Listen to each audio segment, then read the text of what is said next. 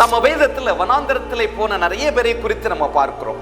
சூர் வனாந்தரம், ஆகார் அவள் புறப்பட்டு போய் வழி தெரியாமல், திக்கு தெரியாமல் அவள் கதறி அழுது கொண்டிருந்த நேரம் ஆண்டவர் அவளை பார்க்கிறார். அப்போ வனாந்தரத்தில் பாதைகள் தெரியாது, திசை தெரியாமல் ஒரு குழப்பமான ஒரு சூழ்நிலை ஏற்படும். வந்த இடத்திற்கு திரும்பி செல்லக்கூட முடியாத ஒரு சூழ்நிலை வனாந்தரத்தில் ஏற்படலாம்.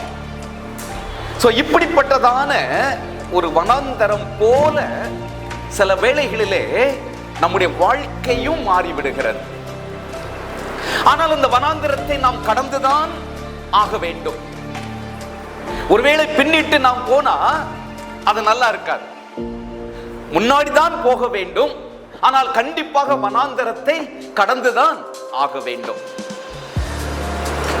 இஸ்ரவேல் ஜனங்கள் எகிப்தின் அடிமைத்தனத்துல இருந்து மீட்கப்பட்டு அவர்களுக்கென்று ஆண்டவர் வாக்கு கொடுத்த செழிப்பான கானான் தேசத்திற்கு அவர்கள் போவதற்கு வனாந்தரத்தை அவர்கள் கடந்து செல்ல வேண்டியது இருந்தது.